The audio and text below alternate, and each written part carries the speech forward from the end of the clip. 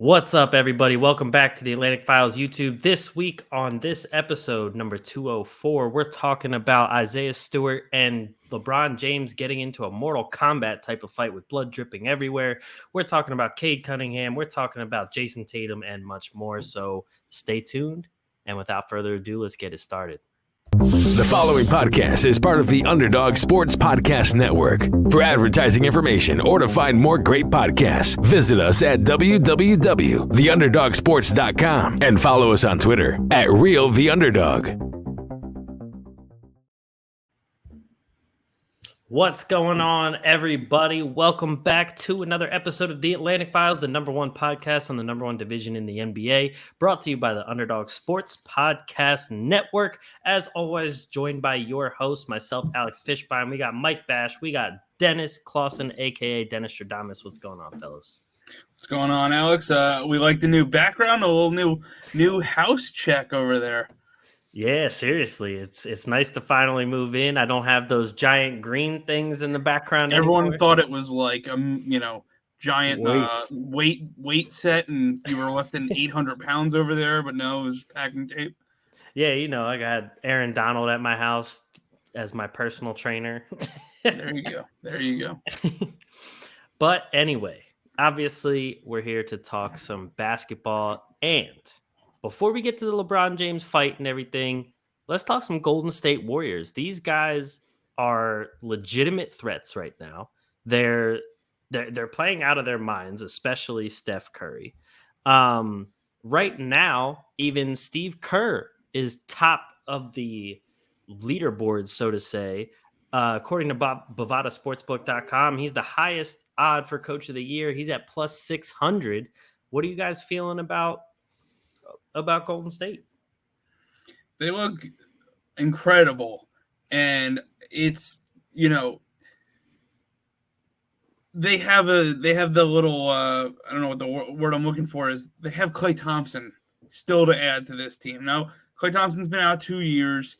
I'm not expecting Klay Thompson to be what he was 2 years ago, but even if you could just add another shooter, another reliable player, even if he's 60% of what he was, that's a monumental add for that team. It adds another layer to their offense, and I think the sky is the limit. I mean, they're 15-2 right now. I don't know where that stacks up. They're probably behind the 73-9 team in terms of pace, but could this team win 65 games? Like, is that, could they push 70? I don't think they'll win 70 through 17 games to 17, 34, 51, 68. So you're looking at through 68 games, they're on pace for 8 losses, right? So that's 60-8. Could they go 70-12? Is that attainable? I mean, if you combine the fact that Klay Thompson's not even back yet, it definitely could be. I know they're going to hit a rough stretch at some point, but if you told me Golden State was going to be 65-17 this year, nobody would have believed you. No, not at all. And for all of those listening, if you hear dog sounds in the background, my dog is locked in with me because the girlfriend is out, so he needs to be locked in here. That's all right. Everybody loves dogs anyway, so. True. Just in case anyone thinks I'm hurting him or not. He's not hurt. He's like, you're just going to hear some whining, just like you hear, after Mike gets his ass kicked in our fantasy basketball league this week. Exactly. But Dennis, what do you think about Golden State? Yeah, they're shit hot right now. And by the way, I just got a fresh trim, fresh cut, so I'm looking pretty good as usual. But so you're feeling like Golden State. I'm feeling like Golden State. Everything's lining up pretty well. The Nets are playing well, but the Warriors, I mean, who the hell would have ever imagined that this team would play this well? And it's even scary to think about. They don't have Klay Thompson back. Klay Thompson is projected to be back a week before Christmas. Now there's going to be, obviously, it's going to be a cap on his minutes probably for a while. but any way that you could get him on the court in any capacity, because people forget just how good of a player this guy is. This guy's a great shooter. He's a great defensive player. Klay Thompson is the real deal. And the only reason why he's not considered a bigger star in this league is because Steph Curry's so damn good that he just overshadows him. But if Klay Thompson, once he gets back up to shape and actually is ready for a full workload, and the Warriors are going to be crazy. And then we also forget that James Wiseman, even though I've never been really high on him, but that's not going to hurt either to have him back. So, yeah, this team's the real deal. And what I find even crazier is I'm sitting here looking through advanced stats, looking through any stats I could find, team stats. They're the number one scoring offense. They're the number one ranked defense. They're one of the best rebounding teams in the league. They're one of the best steal and block teams in the league. And they're giving up the least amount of points in the paint. So they have rim protection. They got shooting. They can guard on the perimeter. I mean, they could. There's not their biggest weakness is they're 14th in blocks, but or maybe not blocks. I forgot what it was, but I'll try to get back to where I was. They're good at everything. Like their worst stat is 14th, and everything else is like top 5. Yeah, and Jordan Poole looks in line to be most improved player of the year. He's playing out of his mind. That guy's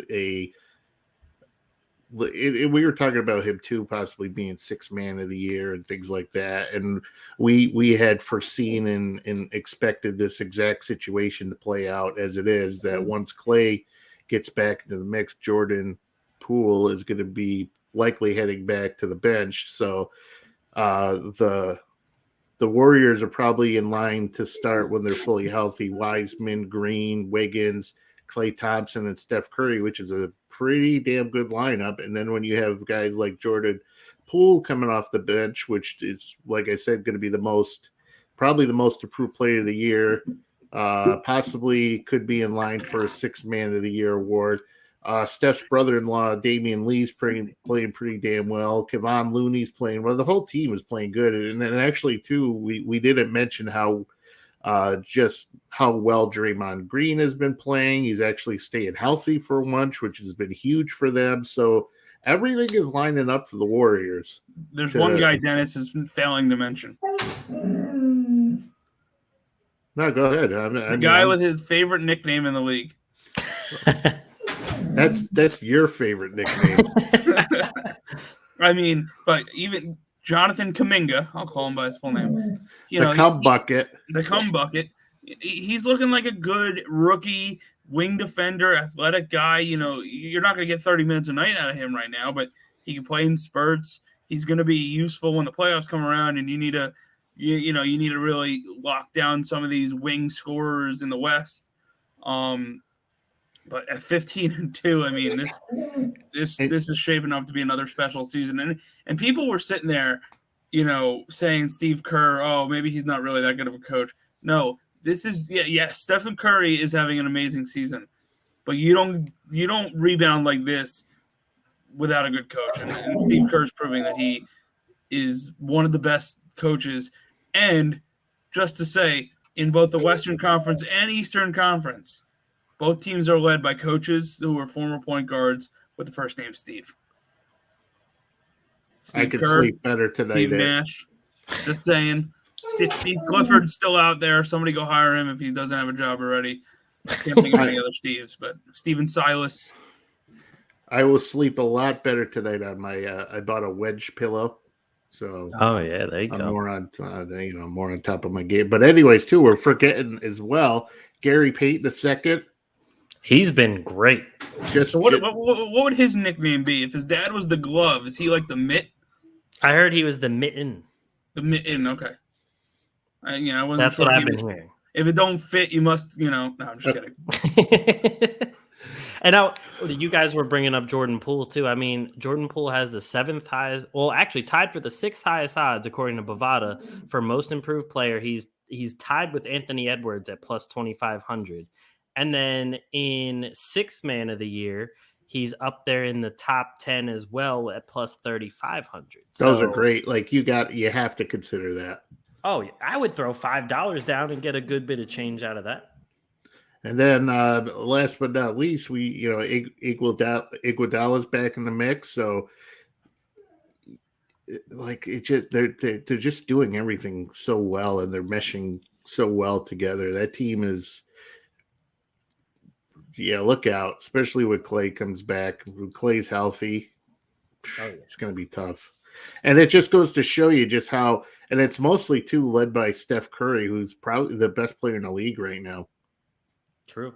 I mean, Steph, there's just been multiple games already that I'm like, okay, this feels like unanimous MVP season, Steph.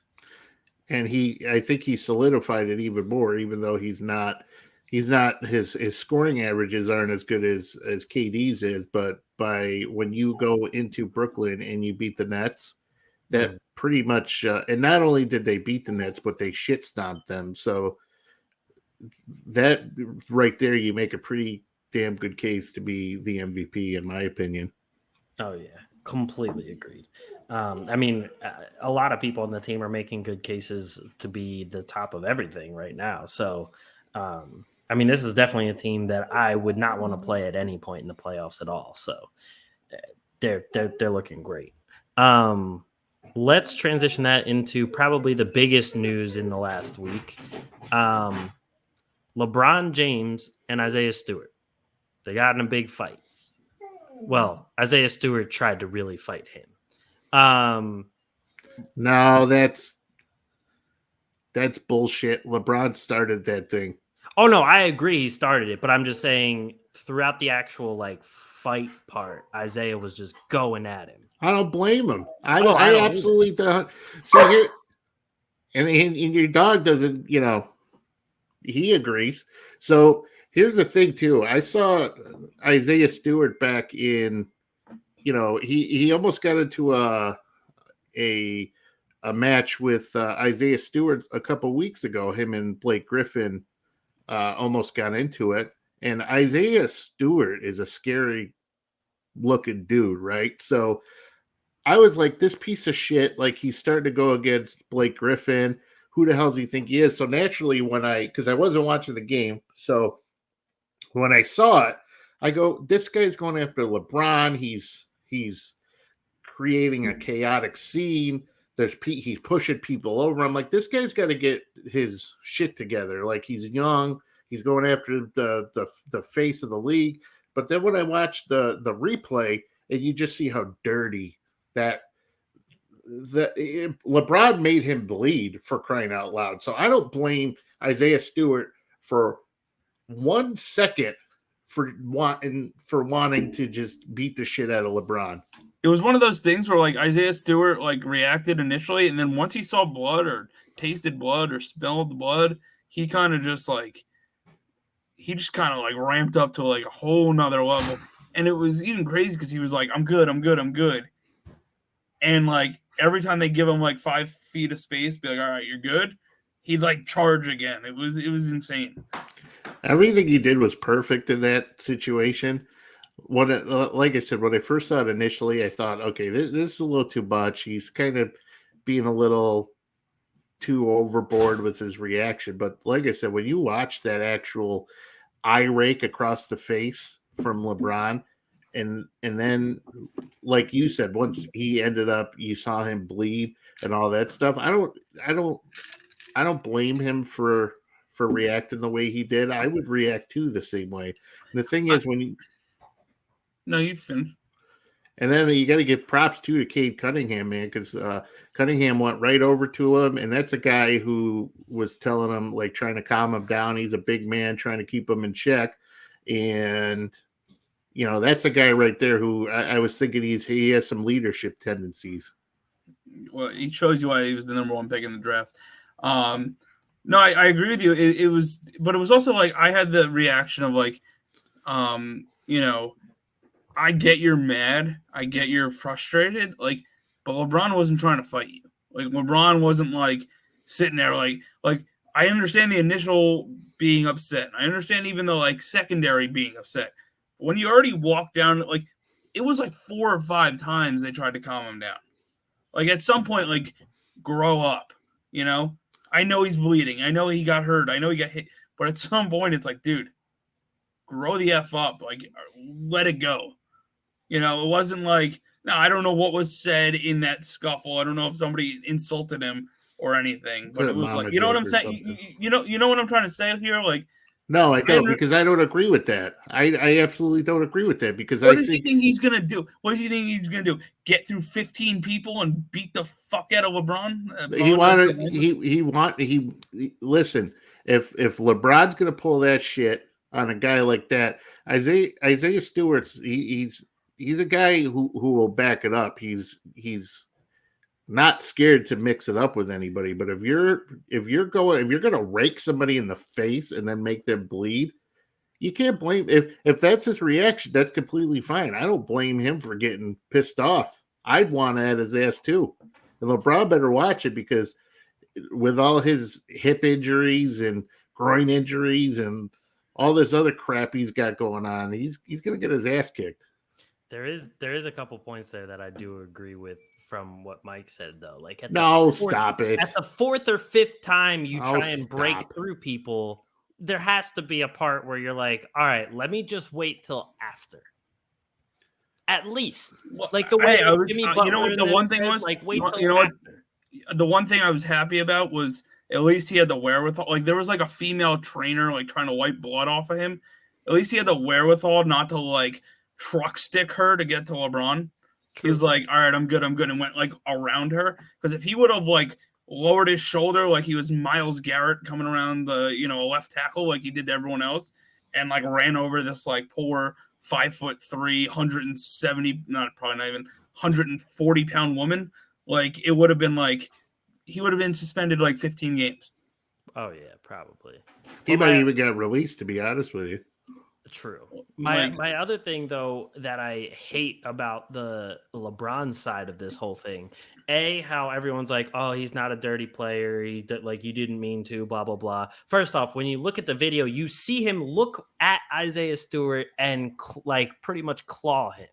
And second off, after the fact, when he was like, oh, I tried to hunt down like his number and text him that I didn't mean it. You're LeBron James. If you really wanted to get his phone number, you would have gotten his phone number. Like, there's no way that you just would never have gotten it. LeBron has played with like half the players in the league at this point in his career. Exactly. Like the degrees of separation. Kevin Bacon. Like LeBron knows somebody who knows Isaiah Stewart, and if you try to piece it together, like he probably has Dwayne Casey's number. Probably. Like he could have definitely gotten his number to apologize. So like, don't give me that. Oh, I couldn't get his number crap, because that's one of the most bogus excuses I've ever seen. But I heard you guys talking about Cade Cunningham a little bit, and I know Mike definitely wants to talk to him because that's the guy on his fantasy team now. But I was going to say though. Oh yeah. Go ahead, Dennis. Go ahead. I was going to say that's the difference between a guy like me and a guy like you two. All right. I don't blame Cade Cunningham or Isaiah Stewart for wanting to go after him. And if he had to clear out 6 guys to get at him, I mean, LeBron giving a guy a Ric Flair eye rake to the face was dirty. And then you make him bleed. How does he know that he that injury could have been worse? He could have messed his vision up. That could have cost him contracts, could have cost him games. You don't do that shit. And for LeBron to say that he tried to hunt his number down, his phone number down, to text him, for one, Isaiah Stewart don't want to hear from you, because the next time that he gets on the court, I'm watching that game because I cannot wait to see how nasty things get. But if you guys think that he wasn't justified to have that reaction, you guys are soft. No, but see, he is justified to have that reaction. I'm saying the 4th or 5th time that he's finally like, all right, I'm good. 12. And then kept going. It was just like, dude, at this part, you're playing a feudal game. Like, you might as well chill and just go to the locker room afterwards. You probably have better luck doing that. So that was my thing. I would have went after LeBron too after that. Should have But picked a chair up. Folding chair. A new Malice at the Palace. I like it though. I tell you, we talked about this last. Was it you and I talking about it that one week? Yeah. I love it. Yeah, that was the Jokic fight. And then too, Westbrook's. Oh yeah, trying to act like he's about to fight but not going anywhere. But he will fight though. Oh, he probably would. And I love him too when it comes to that shit. Like he's the best. Like that whole situation is just the best. I rock hard when I see stuff like that because it just makes me so damn happy. It's not even funny. What were you gonna say, Mike? I just wanted to bring out one other point on the Lakers that I don't know if you guys noticed. Dwight Howard is shooting a cool 72% from the 3-point line this year. On how many attempts? He 0.3? 7. He's 5 of 7. Hey, respect. So let's get into Cade Cunningham. I know Mike, like I was saying, I know Mike wants to talk about him because he's on his fantasy team now. As of right now, according to Bovada, he's second in terms of odds for Rookie of the Year, only behind Scotty Barnes. And Scotty Barnes is plus 200, Cade Cunningham is plus 250, and Evan Mobley is plus 275. So according to the odds makers, Mike, your man Evan Mobley is third. But what do you think about Cade? Well, that's because Mobley got hurt. The thing with Cade, now I've watched a ton of Cade like over the last, I watched him in college, but I've watched him even more now with Detroit. And he has a lot of the same qualities that I've noticed from a lot. Like I'm a Rutgers basketball season ticket holder. We lost to Lafayette. I'm pissed off about it, but whatever. But I've seen a lot of good basketball players come through the Big East and the Big Ten in the last 20 some odd years, right? And a lot of them, some of them didn't pan out and become NBA stars, but a lot of them were top 10, top 20 picks in the draft. And they all seem to have the same quality, and it's something that Cade has too. It's like they let the game come to him. He doesn't force things. Yeah, I know his shooting numbers haven't been well to start the season, but look who he's playing with. I mean, Jeremy Grant's good. Sadiq Bey is good. Isaiah Stewart's a good, pick and roll guy, but he's not a scorer. What? Said he's a good fighter. He's a good fighter. He's not playing other than Jeremy Grant with another. There's many times where he kicks it out to a wide open guy, brick, or he, kicks it to a cutter, blocked. Once they get some more talent around him, he's gonna explode offensively.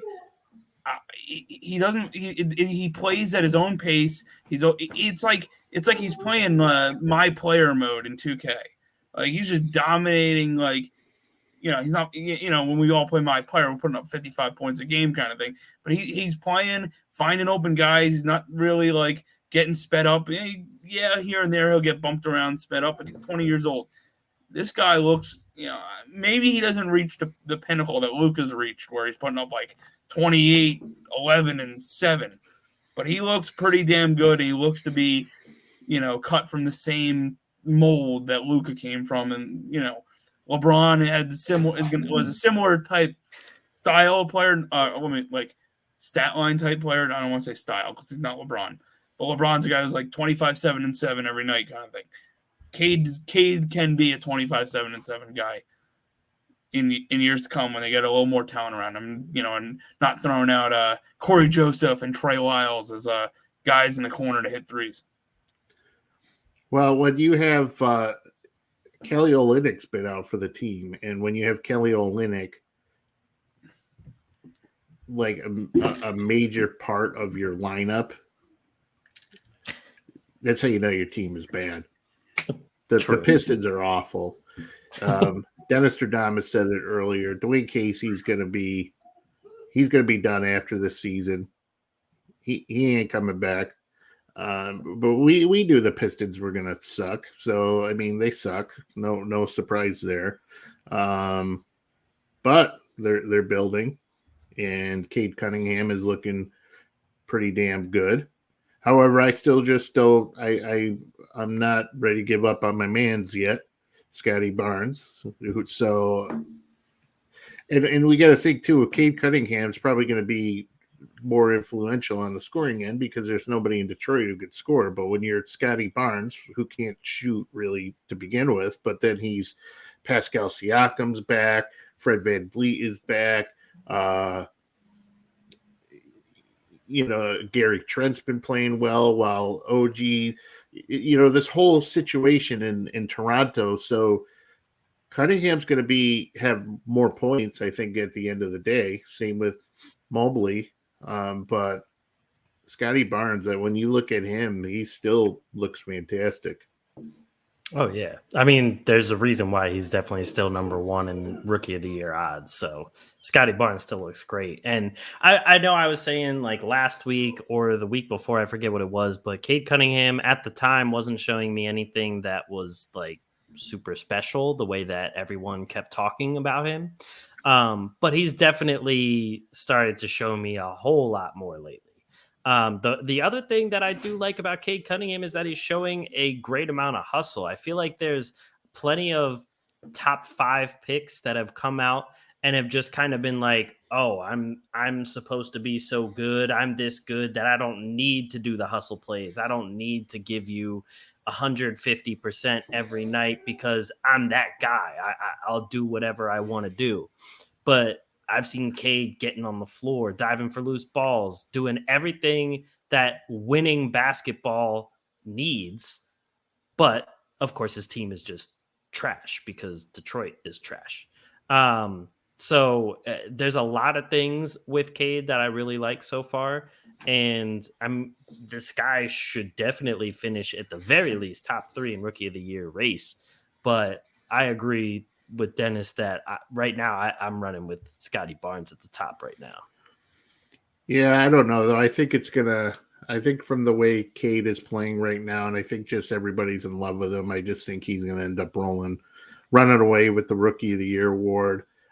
Scotty Barnes though, I absolutely just, it bothers me that people are making this comparison to Cade Cunningham they're just because they're in the Rookie of the Year race doesn't mean that Cade Cunningham is more valuable than a Scotty Barnes is going to be. Like, they're completely two different players. Yes, they're both rookies, they're lumped into each other, but both are playing pretty damn well. And just because Cade Cunningham might be playing better doesn't mean that Scotty Barnes hasn't been playing well. It doesn't mean that Josh Giddey's not playing well. It doesn't mean anything. So, I mean, really, at the end of the day, all these guys have played pretty damn well. So we got to be happy with just overall.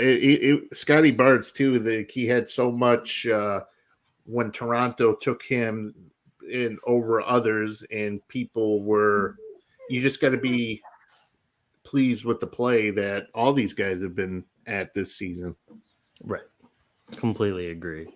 So speaking of pleased with the play, we talked about the other week how Jayson Tatum wasn't looking that great, but Jayson Tatum has started to look a little more like Jayson Tatum. And as of right now, according to Bovada, he has higher odds to win MVP than LeBron James, than Damian Lillard, than Trae Young, than Zach LaVine. He's at plus 5,000 right now.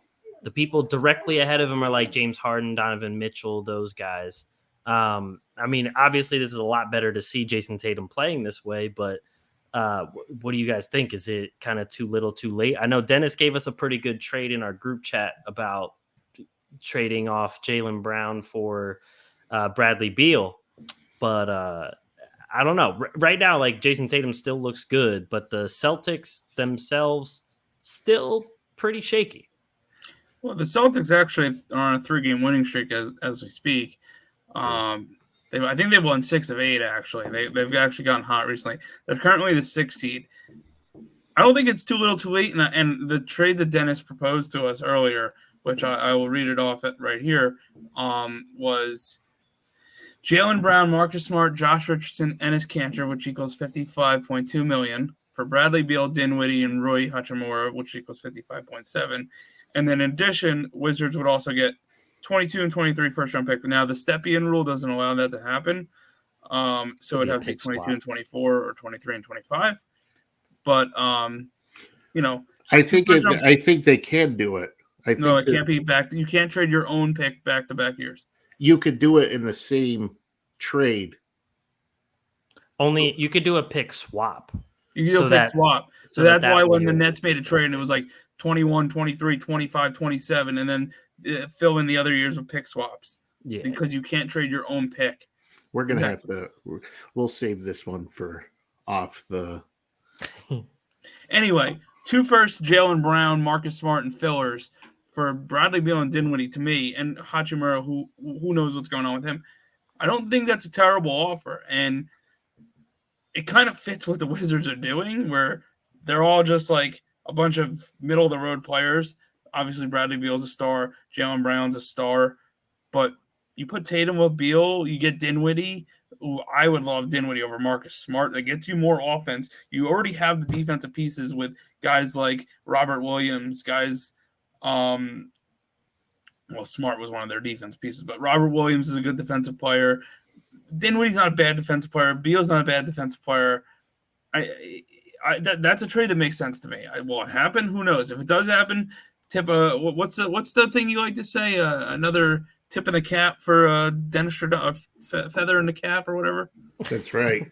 I will say just real quick that the starting 5 of Dinwiddie, Beal, Tatum, Rui, and Robert Williams, that sounds really nice.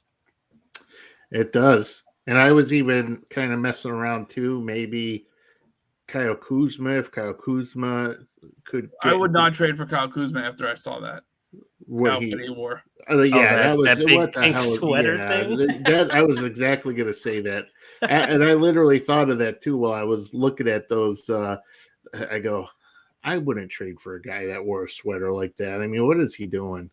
First off, he's like what, 6'9", 6'10". That sweater had to be like quadruple XL to go that far past his arms and everything. That's going to be the sweater I'm going to need after Thanksgiving. Oh, that was terrible. My joke? I thought that was pretty good. No, but, the sweater. Oh, the sweater. Yeah, I mean, I get it. The NBA play. One of the things in the league that pisses me off, right, is I hate when guys dress like morons, right? And that fit the bill. And then 2, on draft night, if I could just see a guy wear just a regular damn suit, that would be phenomenal. Not and I'm talking about, like, can we get pants that are like proper length and not like when I was back in school, like kids would get picked on for that shit because they'd be high waters. Oh yeah. And now everybody's doing it. They're like capris. Yep. I digress. So, anyways, everybody's getting. Let me slow down for a second because I'm still pissed off about that sweater and how ridiculous he looked. But everybody's talking about, the Celtics are playing so much better. But like, let's take into account here. All right, they beat the Raptors. Okay, the Bucks. I believe when we talked about that, the Bucks on that night didn't have Middleton. I think Giannis wasn't playing. Then they lost to the Cavs, but then they beat the Cavs on that second of a back-to-back, but the Cavs were also shorthanded. They beat the Hawks, who've been playing like dog shit. The Lakers, they beat the Lakers, who didn't have LeBron. Then they beat the Thunder. They beat the Rockets. So, like, let's not overreact here about the Celtics recent surge, like that they're that good of a team, because they still kind of suck. Actually, they do suck, and I'm not convinced that they're getting back to where they need to be, because they're garbage. All right, so when you look at the stats, though, Jayson Tatum is playing a lot better without Jaylen Brown. So if I were somebody looking at that situation, I go, holy shit, like Tatum's playing, she's shooting better, he scores more. Well, scoring more is like that's going to happen, obviously, when you take your top scorer off the court. But just overall, he's playing better. So I would seriously contemplate making that move. You get Dinwiddie, which solves your distribution problems by far, because Dinwiddie is one of the best damn players in the league. It's great. I love Dinwiddie. I was on the Dinwiddie train first, just so you know. You've taken a lot of trains, I'm sure. So Dinwiddie's fantastic. Bradley Beal would be fantastic. And I think a change of location might help Rui, who is a good player. That might help him out a lot. So if it would be a couple months before this type of thing could happen with restrictions and signings and all that other type of stuff. But once if that trade was something that could happen, I would absolutely, I would make that trade. Yeah, I mean, I would too, especially with the prospects that you get there. I mean, like, it's like Bradley Beal's still pretty young. I mean, Dinwiddie's young, Rui's very young, so you got a lot of prospects and potential in that kind of deal. So that would be something that if I was the Celtics, I'd be jumping on that immediately.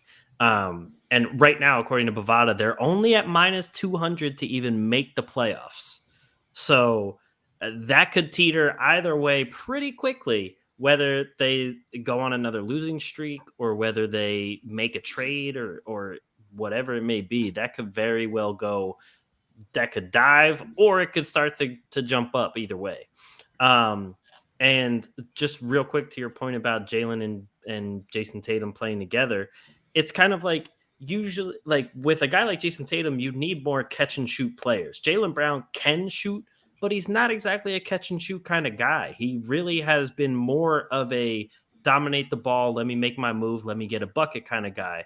He kind of seemed to be more of a catch and shoot player because that's what they made him do when he was a little bit younger, but now he's progressed past that. And with Bradley Beal, he can still go get his own bucket if he wants to, but he's one of the best catch and shoot guys in the entire league because that's a superstar kind of catch and shoot guy. So they just fit there. Excuse me. And plus, a guy like Tatum would certainly, or a guy like Beal would certainly help with Tatum's development. I think having him on the same team as a guy like Bradley Beal, who's proven to be one of the best players in the league when he's playing, that would make a significant difference. I think if you both teams have to seriously contemplate whether they're going to make a move, something like that to happen, because the Wizards were playing well, but now we're starting to see they're starting to, to come back down to earth, which is what we expected to happen. Right. And by the way, we were talking about which team was better, the Hornets or the Wizards. And I said, I can't believe we're even having this conversation because there's no way in hell that these two teams should be lumped into each other because the Hornets are a way better team. And just as I said, the Hornets have been owning the Wizards as of late every time they played. So that settles that argument too. This is true. I will give you that one. This is true. So one other thing that I wanted to bring up, Luke Walton fired in Sacramento. So I don't about damn time. I don't remember who it said was their interim coach. Alvin Gentry. Oh, Alvin Gentry. Okay. But right now, Sacramento, I mean, they're plus 25,000 in championship odds. The only teams that they're above are like the really tanking teams. He's pissed that Luke Walton got fired. He's like, why are you guys even talking about Sacramento? But the other thing is De'Aaron Fox isn't even playing as well as he usually is. So, like, what is your guys' thoughts about Sacramento right now? I mean, obviously the coach isn't the only issue. So what can they do to actually turn things around? The weird thing is, I looked at I saw a graphic. Luke Walton was one of the winningest coaches, like in percentage, win percentage wise for Sacramento.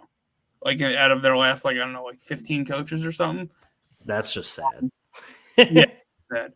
But it's the front office. The front office, makes bad decision after bad decision, and it's is Luke Walton a great coach? No, probably not. He had that 24 game or whatever it was, 20 game win streak with the 73-9 Warriors when he was filling in for Steve Kerr, and since then, he's not a great coach. He probably needs to be on somebody else's staff again, but it's also not all his fault. It's part of the ownership fault, part of the front office fault. They're not making the right picks. Bagley hasn't worked out. Fox has been fine. Halliburton's been fine, but they're just, those two guys can't win games by themselves. They're not that level of player.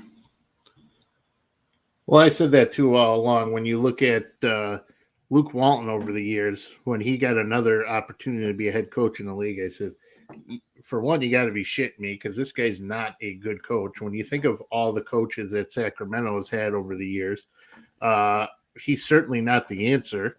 His coaching record is not good.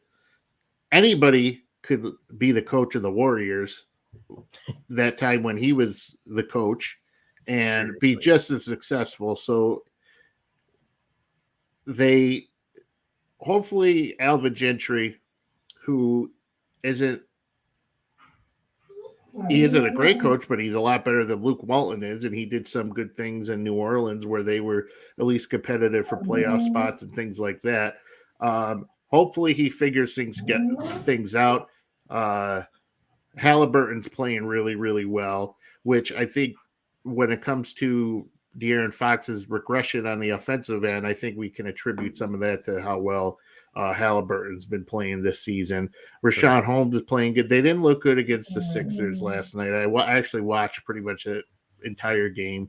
They were in it for a little bit, but I don't know. I think the Kings they still have a good upside. I think they have a lot of talented players on the roster. Buddy Hield's talented, like Davion Mitchell's good. Like I think that's a team that's still in the running to make a playoff run. Yeah, I mean, they have a lot of good talent. They have pieces. It's a matter of fitting them all together, and Luke Walton's definitely not the guy to do that. I mean, we watched him also with the Lakers with a lot of pretty good young pieces that they couldn't put anything together with either, and they couldn't even improve anybody. And then on top of that with the Kings, it's just like you could probably swing like Buddy Hield, and even I mean, if they really want to, I wouldn't trade De'Aaron Fox, but if they really want to, they could probably get a pretty good piece in return for De'Aaron Fox too. So there's still moves that they can make and still make this team something respectable. So they got a lot that they can work with.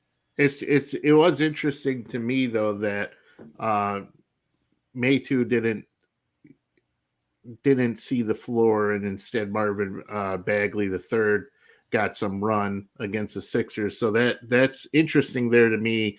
Now that we have a new interim head coach, how that situation is going to play out. And is Bagley finally going to start playing up to a semi-competitive level? Is he actually going to be the player who some thought he was going to be? I mean, it's interesting to see how things are going to play out in Sacramento. Agreed. Well, I don't have anything left on the topic list, but I mean, if there's anything I'm you hungry. guys, I got a meatball sub waiting for me, and I got to get this dog walking because he's freaking out. You got to take that thing to the vet or something. That's not. I'm telling you, the moment my girlfriend leaves, whether he's locked in a room or not, he is just sad the whole time. We know who the favorite is. Well, usually when my wife leaves, you should be happy. That's party time. Exactly. That's what I'm saying. It's guy time. It's guy time, and he's ruining it. But that's it for us. Thank you, everybody, for listening and watching to another episode of the Atlantic Files, the #1 podcast and the #1 division in the NBA, brought to you by the Underdog Sports Podcast Network. If you haven't already, drop a subscribe below if you're watching on YouTube. If not, drop a rating and review. We really appreciate it. It helps us out a lot. Thank you. Thank you, everyone, for listening, and we'll catch you guys next week. Peace.